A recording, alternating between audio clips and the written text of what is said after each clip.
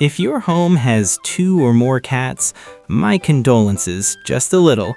You're living in a tiny nation where one cat appoints itself president, patrolling the whole house, signing decrees by rubbing scent on the couch, the doors, and your legs.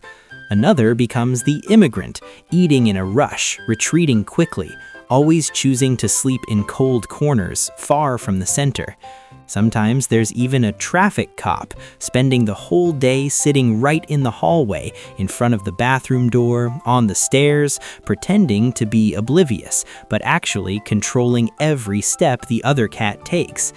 At a glance, they still live together, but underneath is a cold war over territory and resources, sleeping spots, litter boxes, food bowls, and even you are a resource they're competing for. In this video, we're going to decode the power map in a multi-cat household. The resident cat, the guest cat, the traffic cop cat, and even the diplomat cat.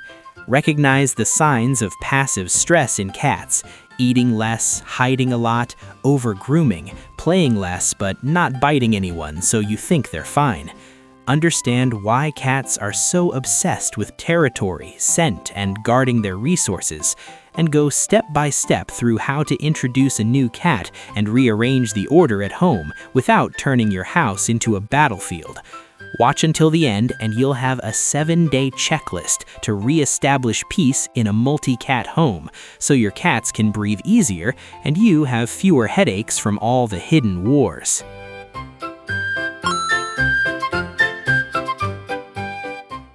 In any multi-cat household, there is almost always one political figure holding the key role, the resident cat.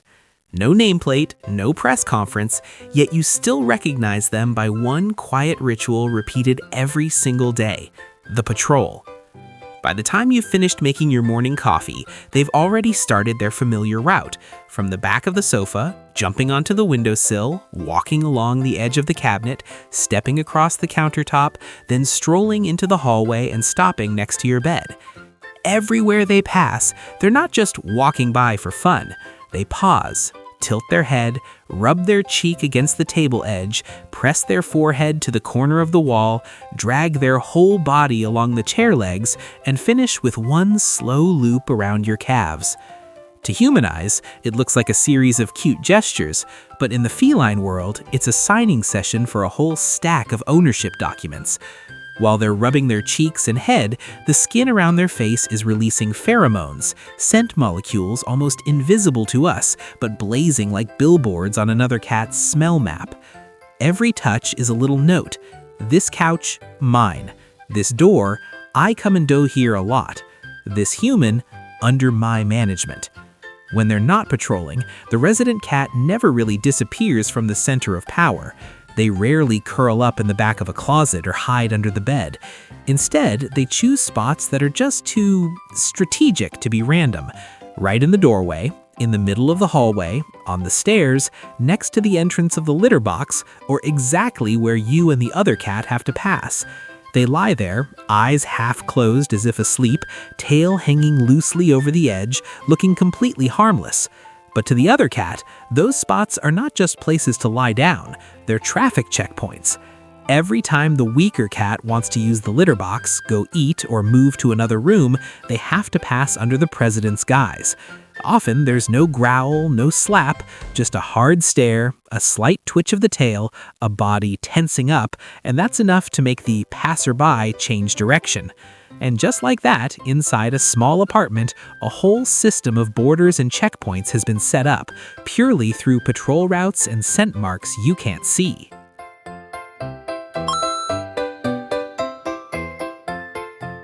If the resident cat is the president, then the new cat, or the weaker one, usually gets pushed into the role of the guest cat, like an immigrant who has just arrived in a strange city.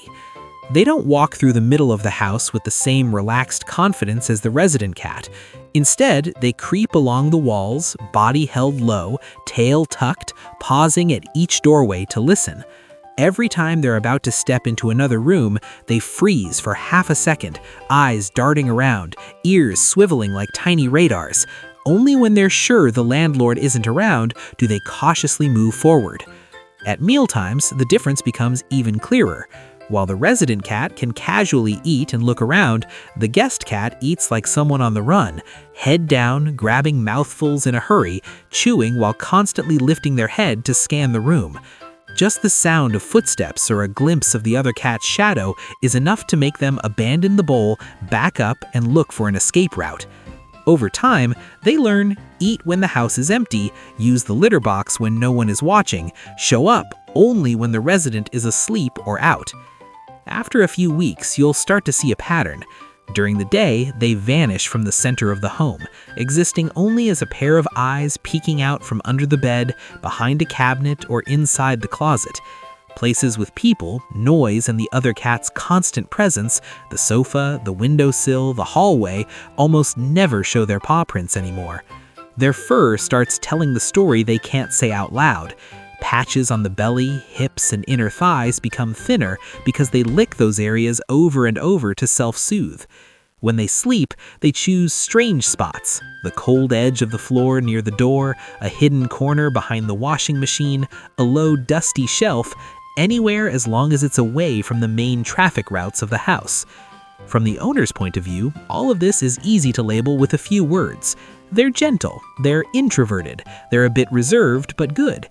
No noise, no scratching, no trouble, so it feels like an easy cat.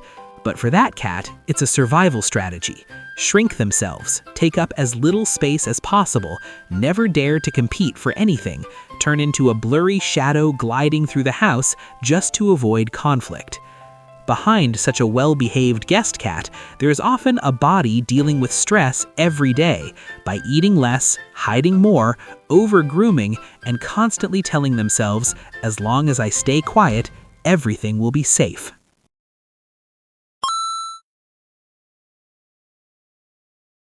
Besides the president and the immigrant, many multi-cat homes have a very special personality type, the traffic cop cat.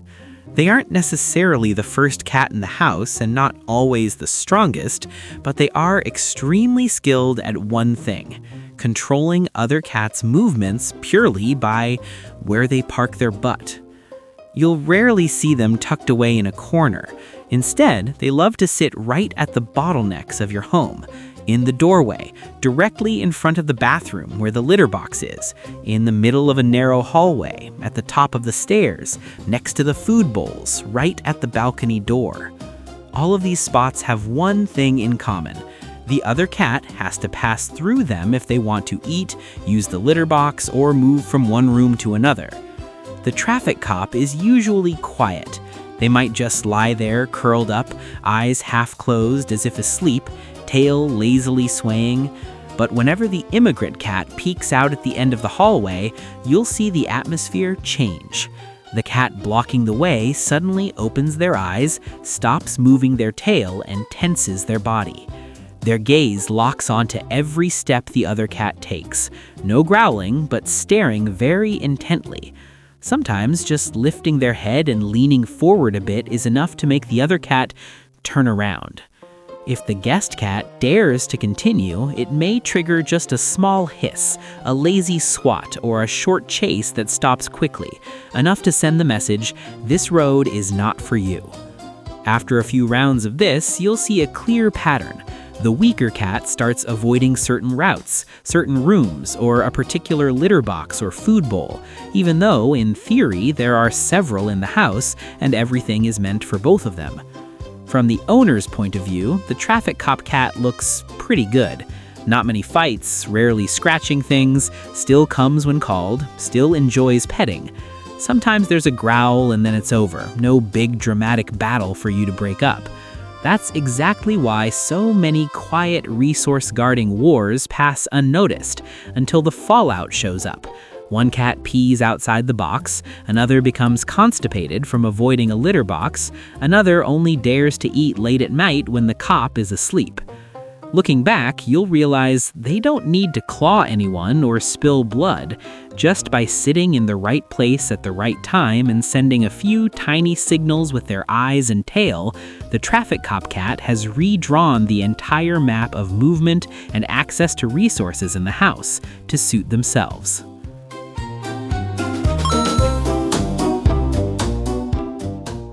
In a house full of hidden tension, sometimes a very precious character appears, the Diplomat Cat. They're not necessarily the first or the strongest, but they have one special superpower. They dare to be friendly with both sides. You'll notice they're the rare one who can comfortably approach the resident cat without getting hissed at, and also play with the guest cat without scaring them. When the resident is sprawled on the sofa like they own it, the diplomat hops up, quietly lies down next to them, and lifts a paw to groom the president with total calm. When the guest cat is curled up on a high shelf, the diplomat silently climbs up, lies down at a distance that's just safe enough, and starts slow blinking, stretching, and pretending to play with their own tail, as if saying, "It's okay here, no one's going to hurt you." The diplomat cat is often the one who grooms their friends the most. They go from one cat to another, wiping faces, cleaning ears, patiently working through every little tangle of fur. In the feline world, that's not just hygiene, it's a social ritual. I accept your scent. You're inside my safe circle. Thanks to this invisible glue, the atmosphere in the house softens, and those run-ins between cats no longer feel so harsh. Often, it's the diplomat who helps you notice that the house has finally calmed down. One day, you suddenly see the guest cat brave enough to come down and sleep on the same rug, with the diplomat stretched out between them like a little bridge, still busy grooming each side.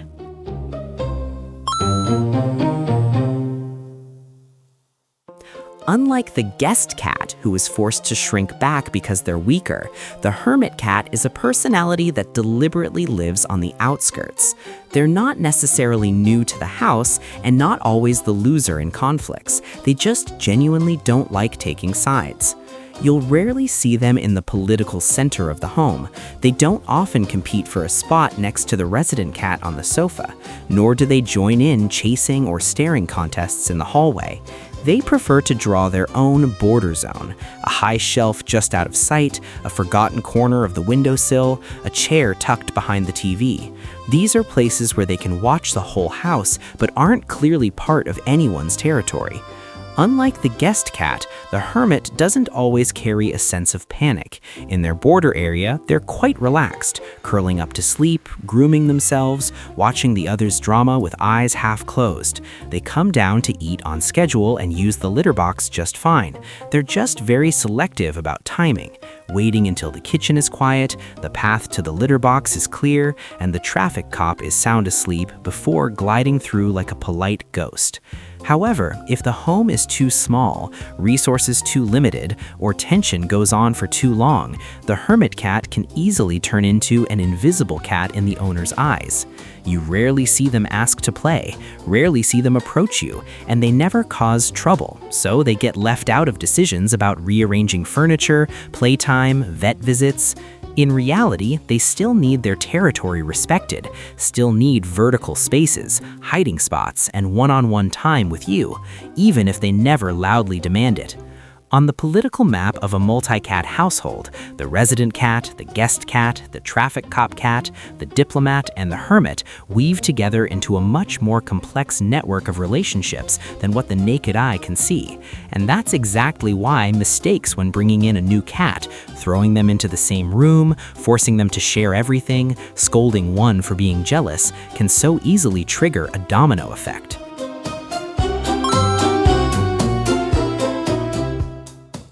Myth: they don't bite or growl, so they must get along. This is the sentence almost every multi-cat owner has used to comfort themselves. You look around the house, no big violent fights, no cats chasing each other like crazy, no screaming in the middle of the night, so you conclude, we're good, they can live together. Reality, for cats, the most dangerous wars are often silent. They play out as one cat suddenly refuses to use a particular litter box even though they used it before. One cat slowly eats less and less, only daring to eat when the house is quiet or after the other cat has left. Patches of thinner fur on the belly, hips, and thighs from over-grooming, but you assume it's just seasonal shedding. One cat disappearing from the center of the home, rarely on the sofa, rarely at the window, only quietly hiding under the bed or behind furniture. These are places where they can watch the whole house but aren't clearly part of anyone's territory. There might be no obvious swats, but every time they pass each other, their bodies tense up. Every time one wants to go eat, there's a mental calculation. Is it safe right now?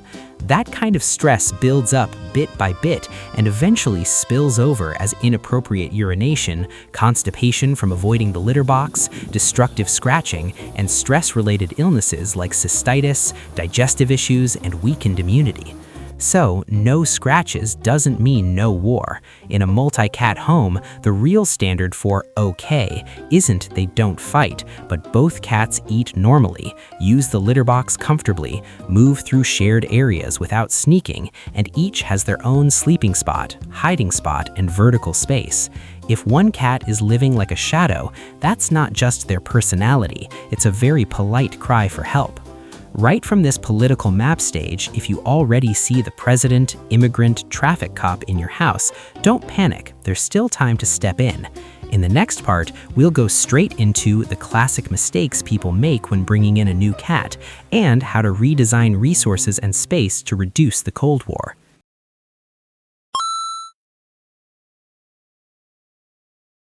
When you bring a new cat into the house, the first few weeks are like writing the constitution for the whole political system at home.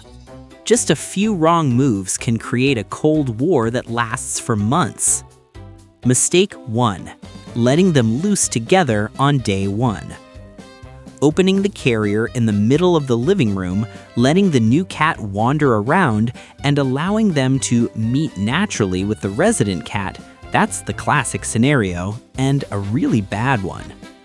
To the resident cat, it's a straight-up invasion of their territory. To the new cat, it's a strange maze with no escape routes, where they have to face a local resident who's wound tight like a bowstring.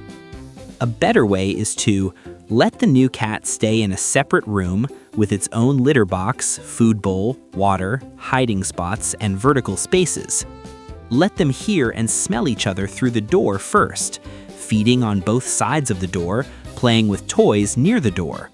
Only crack the door open for visual contact when both are calm and still eating normally. Side branch, forcing them to bond quickly. Picking up both cats, holding them close, locking them in the same room, forcing them to sleep together so they'll bond quickly, only makes them store more bad memories of each other. Cats can only become close when they share a larger space where each still has an escape route, not when they're cornered together. Mistake 2. Adding a cat but not adding a world. Many households add a cat but leave everything else the same. Still only 1 to 2 litter boxes placed right next to each other, still one set of food and water bowls, very few vertical spaces, and almost no real hiding spots. On top of that, they make them share everything to get used to each other's scent.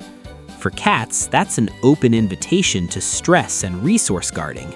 One cat parks in front of the food bowl or litter box, the other avoids, holds it in, only daring to eat or use the bathroom late at night. How to fix it? Resources. Each cat gets their own set of food and water bowls, placed far apart. Number of litter boxes equals number of cats plus 1, placed in different locations. Space. Add shelves, cat trees, safe cabinet tops. Create hiding spots with 2 exits so no one can be trapped in a dead end. You're not just adding one more individual, you need to add a whole world for them to live in side by side, instead of forcing them to cram onto the single level. Mistake 3. Taking the new cat's side and turning the resident into the bad guy. The resident cat growls and blocks the way. You scoop up the new cat and scold the old one. You jealous cat, why are you so mean? But from their perspective, their territory is being divided, their routines are being disrupted, and now even the one being they trust most is siding with the intruder. They don't understand jealousy, they only feel unsafe, and the more unsafe they feel, the more they need to ramp up their defenses. How to fix it? Don't punish or spray water when the resident cat reacts. Treat it as a signal that the pace of introduction is too fast. Take a step back, reduce direct face-to-face encounters, go back to the phase of hearing and smelling through the door. Increase one-on-one time with the resident cat. Play, petting, meals, and rewards whenever they just look, sniff, and then walk away. The goal isn't to pick a side, but to help both cats feel they still have a safe place in this home. All 3 mistakes revolve around one thing. We want everything to be fine very quickly, while cats only need one thing first: safety. Only after that can we talk about bonding.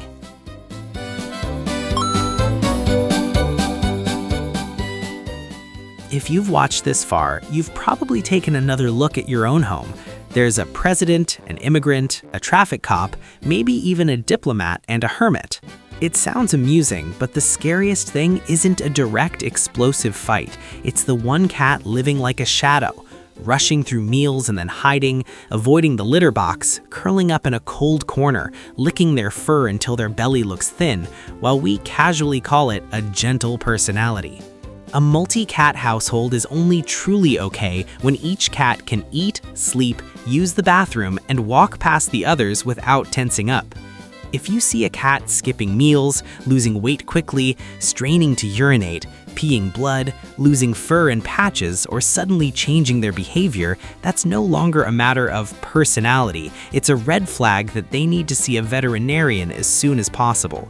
Stress may be the spark, but behind it, there is very likely a real medical issue. Did this video make you realize there might be a cold war going on in your home? Don't hesitate to like the video and share it with anyone who already has multiple cats or is about to bring one more home. Sometimes just one share from you is enough to help a cat avoid spending its whole life in a constant survival state, curled up just to endure. And now, tell me in the comments, how many cats do you have? And are you living with a president, an immigrant, a traffic cop, a diplomat, or a hermit? Who knows, your story might become the inspiration for another episode about the secret political life of cats.